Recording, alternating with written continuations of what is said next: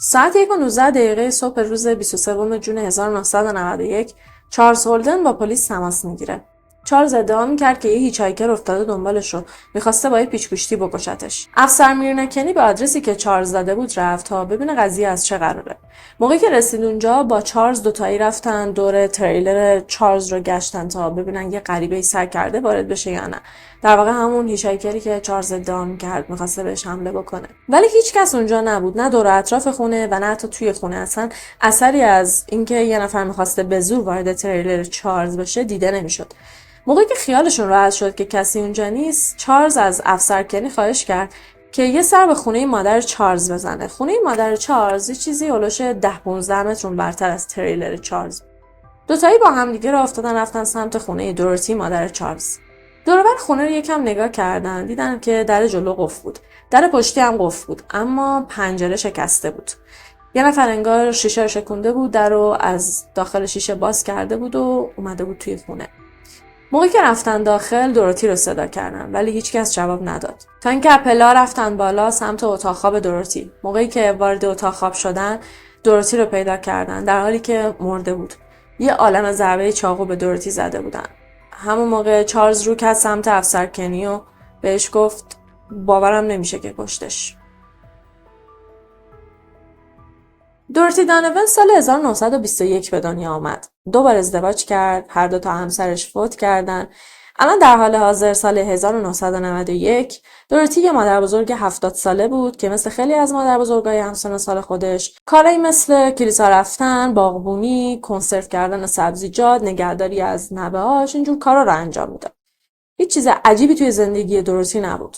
2 تا از دختراش ازدواج کرده بودن و از خونه رفته بودن. پسرش چارلز هم توی یه کارخونه همون اطراف خونهشون کار میکرد. در واقع دورتی وسط یه مزرعه توی یه خونه بزرگ زندگی میکرد و یکم اونورتر از خونه دورتی تریلری بود که چارلز اونجا تنها زندگی میکرد. 23 جون 1991 ساعت 12:30 شب چارلز بعد از اینکه شیفت کاریش تموم شد رفت سمت یکی از شعبه‌های فست‌فود هاردی. معمولاً چون دیر میرفت خونه وقت نمی‌کرد دیگه بره خونه آشپزی کنه، واسه همین همیشه بیرون غذاشو می‌خورد. چارلز غذاشو سفارش داد. بعد از اینکه غذاشو خورد همون موقع از همون هاردی هم یه قهوه سفارش داد.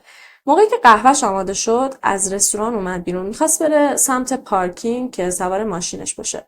اون شب مثل بقیه شبا به نظر میرسید یه شب خیلی عادی. روتین زندگی چارلز معمولا همین شکلی. ولی خب چارلز نمیدونست که اون شب قرار نیست خیلی هم واسش عادی باشه.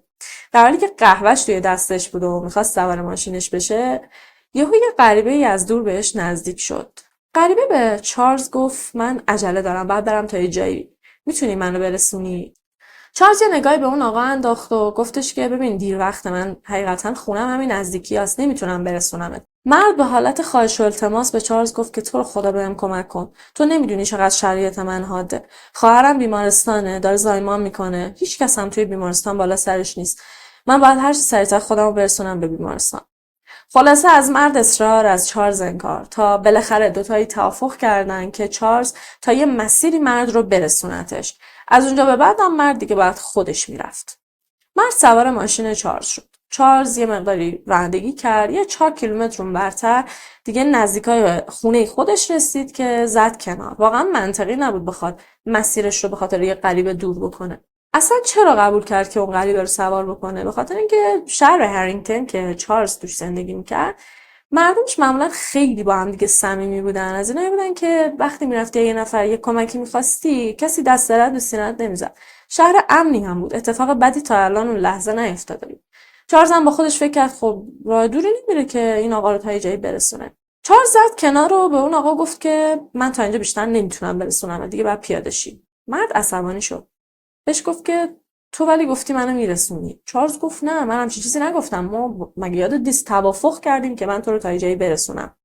بعد چارلز اشاره کرد به یه تلفن عمومی که یکم اونورتر بود و به مرد گفت میتونی بری از اون تلفن زنگ بزنی، حالا یا تاکسی بگیری یا یه نفر بیاد دنبالت. حقیقتا من نمیتونم از اینجا بیشتر برم. خونم همین نزدیکی است.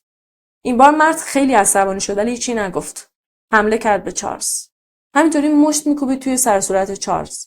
بعد یهو دستشو کرد زیر صندلی. ظاهرا زیر صندلی یه دونه پیچ‌گوشتی افتاده بود. پیچ‌گوشتی رو برداشت.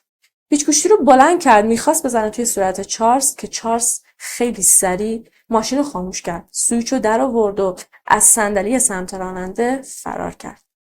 مرد ندید که چارلز سویچ رو برداشته. برای همین با خیال راحت نشست پشت فرمون، میخواست حرکت کنه که دید سویچ نیست. واسه همینم عصبانی‌تر از قبل، همینطور که پیچ گوشتی رو گرفته بود توی دستش، از صندلی سمت راننده اومد پایین. دوید دنبال چارلز میدوید و مردم دنبالش. چارلز همینجوری که میدوید رسید به یه تعمیرگاه ماشین. همینجوری تون در میزد ولی هیچ کس اونجا نبود که درو واسش باز کنه تا اینکه مرد یهو رسید به چارلز. با یه دستش پیچ‌گوشتی رو گرفته بود تو دستش، همینجوری میچرخوند و داد میزد، میگفت من تو رو امشب میکشم، همینجا میکشمت.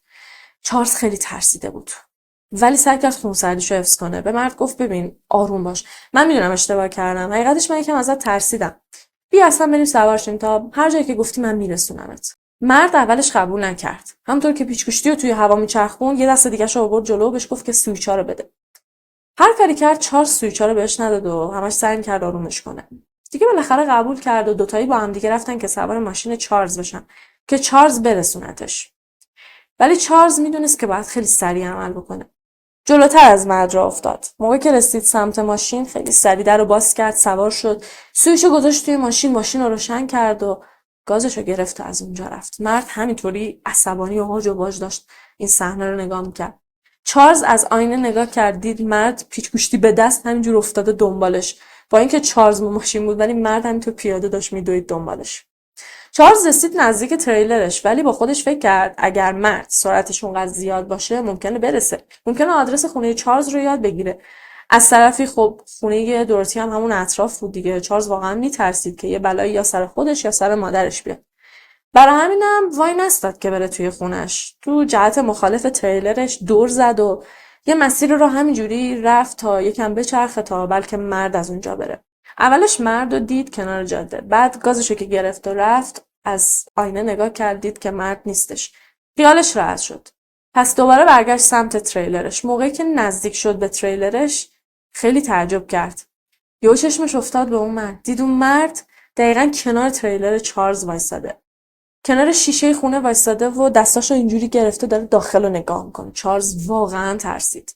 دوباره گازشو گرفت و از اونجا رفت سمت همون تلفن عمومی که به مرد گفته بود میتونی از اینجا زنگ بزنی یه نفر بیاد دنبالت. اولش تلفن رو برداشت، زنگ زد به مادرش. میخواست به مادرش اطلاع بده که یه دیوونه اون اطرافه، به هیچ عنوان درو باز نکنه. ولی هر چی زنگ زد مادرش تلفن رو جواب نداد. پس با پلیس تماس گرفت.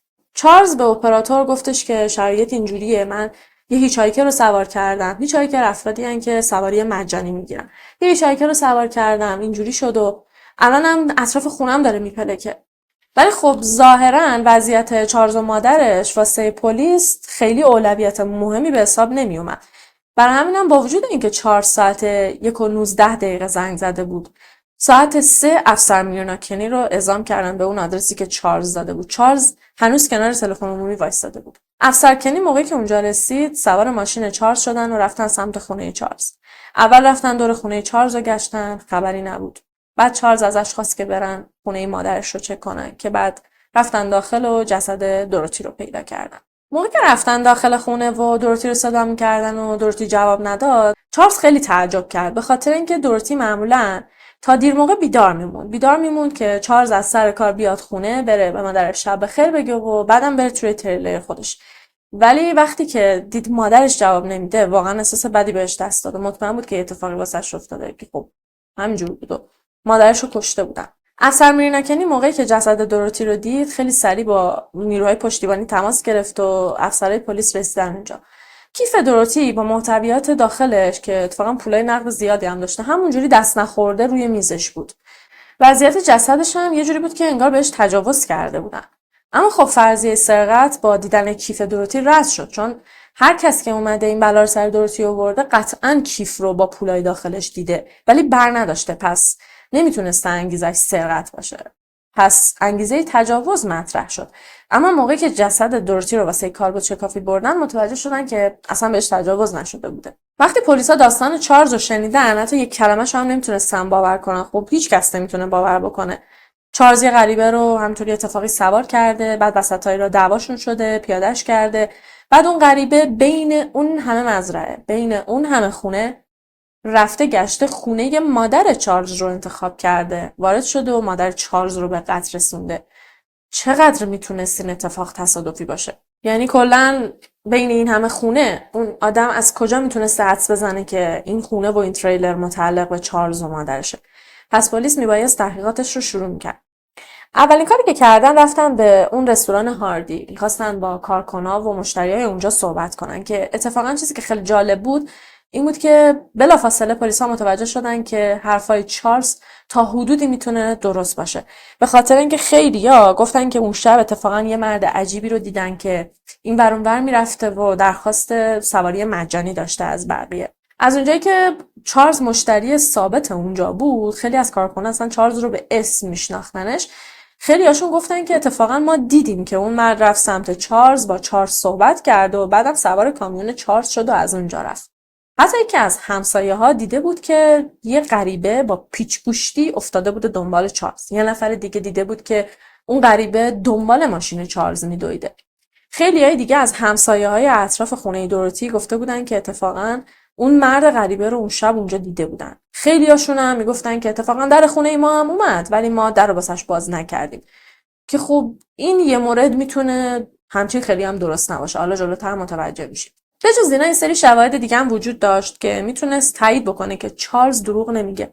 به خاطر اینکه از روی که گفتم قهوه سفارش داده بوده، موقعی که غریبه رو سوار کرده و بعد بحثشون شده، حین درگیری قهوه روی دست چارلز ریخته بود و دستش یکم سوخته بود. به جز اینا یه سری جراحات و زخم روی صورتش بود که زخمای دفاعی بود. موقعی که با مرد داشته مقابله می‌کرده این زخما روی دستش و روی صورتش به وجود اومده بود. توی صحنه جرم یه دی ان ای ناشناس روی کلید برق اتاق دورتی پیدا کردن. یه رد دست خونی هم روی نرده پله که هیچ کدومش با چارلز مطابقت نداشت. پس پلیس هیچ مدرکی علیه چارلز نداشت، ولی خیلی به چارلز گیر داده بودن. به خاطر اینکه بعد از اینکه تحقیق کرده بودن متوجه شده بودن که دوروتی یه چند وقت قبل از اینکه از دنیا بره یه بیمه عمر واسه خودش تنظیم کرده بوده که چارلز رو هم زیر نفع گذاشته بوده. که اتفاقا چارلز توی اون دوران مشکلات مالی خیلی زیادی داشته. برای همینم میشد حدس زد که شاید چارلز خودش این بلا رو سر مادرش آورده که بتونه هرچی سریعتر پول بیمه رو بگیره. ولی خب هیچ مدرکی هم وجود نداشت که بتونه این فرضیه رو اثبات بکنه. از چارلز هر روز بازجویی میکردن. واقعا تحت فشار گذاشته بودنش با وجود اینکه هیچ مدرکی علیش نداشتن. یعنی حتی شواهدی که توی صحنه جرم بود هم با چارلز مطابقت نداشت. Charles, you're not telling the truth. Yes, I am. And we have proof. What proof? چارلز اصلا نمیتونست باور کنه که اتفاقی اینقدر عجیب واسش افتاده، اینقدر تصادفی یه نفر رو سوار کرده و همون شخص مادرش رو کشته. اینقدر که احساس میکرد داره خواب میبینه. بعضی وقتا بعد از شیفت کاریش باز میرفت در خونه مادرش، فکر میکرد که مادرش زنده است، ولی وقتی که میرسید اونجا متوجه میشد که چه اتفاقی افتاده و مادرش از دنیا رفته. برندا که از دخترای دوروتی میگفت که مادرش بهترین دوستش بوده. از این مادر دخترایی بودن که هر روز با هم دیگه تلفنی صحبت میکردن. اون یکی دخترش دایانا هم میگفت که اگه مامانم تصادف کرده بود یا مریض شده بود یکم واسمون هضمش راحت تر بود تا اینکه یه نفر یه غریبه انقدر وحشیانه مادرمون رو به قتل برسونه، اونم بدون هیچ دلیل خاصی. با توجه به مشخصات ظاهری که چارلز و بقیه شاهدا به پلیس داده بودن، قاتل دوروتی یه مرد حدوداً 20 خورده ساله بود که خب خیلی هم میگفتن 20 ساله، خیلی هم میگفتن 25 ساله، ولی 30 سال رو نداشت، زیر 30 سال بود. قدش حدوداً 170 تا 173، وزنش هم حدوداً بین 65 تا 68. سیاه پوست بود، یه عینک خیلی بزرگ داشت با عدسی‌های خیلی بزرگ، فریم عینکش پلاستیکی بود، یه شلوار قهوه‌ای پاش بوده، یه پیراهن چارخونه قهوه‌ای. یه چیزی که خیلی هاشون بهش اشاره کردن این بود که صورت مرد خیلی براق بوده. حالا یا خیلی تمیز بوده صورتش یا اینکه عرق کرده بوده، که خب خیلی هم میگن به احتمال خیلی زیاد عرق کرده بوده. که با توجه به این ویژگی‌هایی که بقیه توصیف کرده بودن، مخصوصا صورت عرق کرده، پلیس این فرضیه رو داد که به احتمال خیلی زیاد قاتل لحظه قتل دوروتی مواد زده بوده. شاید برای همینم اینجوری بوده، کلا انقدر وحشیانه عمل کرده بوده، یا کلا اینکه صورتش اینجوری عرق کرده بوده، شاید روی مواد بوده، روی مواد این کار انجام داده. از طرفی میگفتن به احتمال خیلی زیاد محلی نبوده، یعنی گذری داشته از اونجا رد میشده، چون معمولا هیچ هایکرها مال اون منطقه نیستن. کسی که سواری مجانی میگیره معمولا مال جای دیگه است. میگفتن شاید اصلا مال شهر دیگه است، مال ایالت دیگه است، حتی خیلی هم گفتن شاید اصلا مال کشور دیگه است. بعد اینکه هیچ ردی الان ازش نداشتن، نشون میداد که خب احتمالاً واقعا هیچ هایکره و الان شاید حتی یه کشور دیگه باشه. یعنی اینکه اصلا اون آدم چارلز و دوروتی رو نمیشناخته. کاملا اتفاقی تمام این اتفاقا پیش اومده بوده. همون روزا یه مجرم به اسم ریچ میچل رو دستگیرش میکنن. ریچ به اتهام سرقت و جعل اسناد دستگیر شده بود. ریچ میچل سیاه‌پوست بود و از نظر مشخصات ظاهری خیلی شبیه قاتل دوروتی بود. حتی موقعی که عکسش رو به همراه چند تا عکس دیگه به چارلز و بقیه شاهدای توی رستوران و بیرون رستوران نشون دادن، همشون ریچ میچل رو انتخاب کردن. یعنی گفتن که این کسی بود که اون شب ما دیدیم. ولی خب یه چیزایی این وسط نمیخون. از همه مهمتر که شاید از همه احمقانه تر باشه این بود که قاتل اون شب 6 تیغ بوده، یعنی اصلا صورتش ریش نداشته، ولی ریچ میچل کاملا ریش داشته، یعنی ریشش پر بوده. خب میتونی بگی که خب میتونسته ریشاشو زده باشه یا میتونسته ریشاشو بلند کرده باشه، ریش چیزی نیست که بتونی خیلی بهش تکیه کنی. ولی خب ریچ میچل رو فردای قتل دورتی پیداش کردن، یعنی فقط 1 روز گذشته بوده. هیچ آدمی در عرض 1 روز ریشاش انقدر بلند نمیشه. ولی خب از اونجایی که این خیلی نمیتونه حالا مهم باشه، اون کف دست خونی و دی ان ای که توی خونه پیدا کرده بودن رو با ریچ میچل مقایسه کردن و مطابقتی پیدا نشد. برای همینم خب کنار گذاشتنش. با وجود اینکه چارلز در حال حاضر تنها مظنون پلیس بود، اما خب اولا هیچ مدرکی علیهش نداشتن، دوما شاهدا گفته بودن که یه همچین شخصی رو دیدن، و سوما مدارک صحنه جرم با چارلز مطابقت نداشت. برای همینم تبرئه‌اش کردن، ولی همیشه زیر ذره‌بین پلیس بود، به خاطر اینکه همیشه فکر می‌کردن که قضیه بیمه عمره. چارلز به خاطر قضیه بیمه عمر بوده که مادرش رو کشته. اما تبرئه شدن چارلز دلیل بر این نمیشد که پلیسا به این فکر کنن که خب چارلز نمیتونسته مقصر باشه. الان یه تئوری جدید مطرح شده بود. اونم این بود که شاید مدارک صحنه جرم با چارلز نخونه، شاید یه سری شاهد وجود داشته باشه، ولی از کجا معلوم؟ شاید اصلا چارلز اون شخص رو استخدام کرده بوده، یعنی قاتل اجیر کرده بوده که مادرش رو به قتل برسونه و بیمه عمر رو بگیره. این تئوری میتونست درست باشه تا حدودی، ولی خب هیچ مدرکی وجود نداشت که بتونه تاییدش بکنه. یعنی فقط به خاطر شک پلیسا نمیتونستن برن به چارلز بگن که تو مادرتو کشتی، حالا خودت هم نکشته باشی، یه نفر رو استخدام کردی. چند روز قبل از اینکه دوروتی کشته بشه به دخترش برندا پشت تلفن گفته بود که من یکم میترسم. جدیدن یه صداهایی توی خونه میشنوم، احساس میکنم یه نفر اطراف خونم میپلکه. حالا یا واقعا کسی تهدیدش کرده بوده، یا واقعا یه اتفاقی افتاده بوده که میترسیده، یا فقط به خاطر اینکه سنش بالا بوده، داشته توی یه خونه بزرگ هم تنها زندگی میکرده، شاید ترسش یه ترس کاملا طبیعی بوده. اما خب نمیتونستی این موضوع رو انکار کنی که همچین حرفای عجیبی رو به دخترش زده بوده. با وجود اینکه خانواده تأکید فراوان داشتن که دوروتی هیچ دشمنی نداشته. آخه واقعا یه پیرزن 70 ساله چه دشمنی میتونه داشته باشه؟ با وجود تمام اینا خیلی عجیبه، بدون هیچ دلیل خاصی یه کارشناس FBI بعد از بررسی پرونده گفتش که نه اینطور نیست. قاتل قطعاً دوروتی رو میشناخته و دوروتی هم قطعاً قاتل رو میشناخته. به خاطر اینکه وقتی که شیشه در پشتی شکسته، دوروتی از اتاقش نیومده بیرون، یعنی یه صدایی شنیده ولی نیومده بیرون، به خاطر اینکه میدونسته یه آشنا توی خونشه. از طرفی میگفتن که قتل جوری صحنه سازی شده که شبیه یه قتل کاملا تصادفی به نظر برسه، مخصوصا اینکه دوروتی رو جسدش رو یه جوری قرار داده بودن که انگار بهش تجاوز شده، در صورتی که بهش واقعا تجاوز نشده بوده. حتی افسر میرنا کنی میگفت که امکان نداره یه نفر تونسته باشه شیشه رو بشکونه و دستش رو بیاره داخل در رو وا کنه و وارد خونه بشه. قاتل روی صورت دوروتی بالش گذاشته بوده که معمولا اینجور وقتها میشه به این نتیجه رسید که احتمالاً دوروتی قاتل رو میشناخته. قاتل احتمالاً خجالت میکشیده که دوروتی ببینتش، نمیخواسته دوروتی ببینتش. از یه طرف دیگه اون ضربه هایی که به دوروتی وارد شده بود خیلی زیاد بود، در حدی که تمام تن و بدن دوروتی پاره و پوره شده بود، که وقتی یه نفر اینجوری به یکی حمله میکنه انگیزه نمیتونه تصادفی باشه، انگیزه انگار کاملا شخصی بوده، یه قتل کاملا وحشیانه با خشم و نفرت. پرونده دوروتی روز به روز سرد و سردتر میشد. نمیدونم، شاید به خاطر اینکه سنش بالا بوده خیلی انگار برای کسی مهم نبود، انگار اولویت پلیس نبود. اما خب اینجور نبود که تحقیق نکنن، ولی خب خیلی هم بهش توجه نمیکردن. اما واقعا پدر چارلز رو درآورده بودن. هر روز تقریبا میشه گفت هر روز از محل کارش میوردنش، ازش بازجویی میکردن.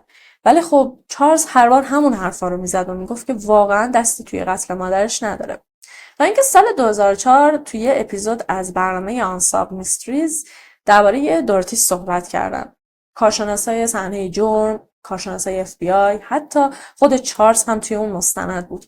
این مستند خیلی کمک کرد که بیشتر به پرونده دورتی توجه بشه، تا اینکه می همون سال تونستن واسه اون دی ان ای که توی خونه دورتی پیدا کرده بودن یه مطابقت پیدا کنن. گیلبرت کنن 41 ساله از دلمار مریلند هم کف دست خونی و هم دی ان ای که روی کلید برق اتاق دورتی بود با گیلبرت هم خونی داشت. گیلبرت زمان قتل توی دلور زندگی میکرد. قبلا هم توی ایالات مختلف چند بار زندان رفته بود. به اتهام سرقت، فرار، مقاومت در برابر دستگیری، اخلال در نظم عمومی، ضرب و جرح و حتی یک بار یه نفر رو کشته بود. البته خب قتل کاملا غیر عمدی بوده. تو سال 1997 توی یه ایالت دیگه افتاده بود زندان به جرم همون قتل غیر عمد. سپتامبر 2004 موقعی که میخواسته از زندان آزاد بشه، از اونجایی که خب سابقه دار بوده، دی ان ایش رو توی سیستم ثبت میکنن. برای همینم چند ماه بعد تونستن واسه اون دی ان ای که توی خونه دورتی پیدا کرده بودن مطابقت پیدا بکنن. ولی خب با وجود اینکه پلیس الان یه اسم داشت، میدونست باید دنبال کی باشه، هرچی میگشتن گیلبرت رو نمیتونستن پیداش بکنن. یه چیزی هولوش 2 سال گذشت. بالاخره سال 2006 تونستن توی خونه دوست دخترش پیداش بکنن. گیلبرت رو به اتهام قتل درجه 1 و حمل سلاح مرگبار به هنگام قتل دستگیرش کردن. اولش همه چی رو رد کرد. گفت که اصلا من همچین کاری نکردم. من اصلا این کسی که شما دارید میگید رو نمیشناسم. ولی موقعی که بهش گفتن دی ان ای تو توی خونه پیدا شده، همه چی رو واسش تعریف کردن، مدارکی که علیهش داشتن، بالاخره اعتراف کرد.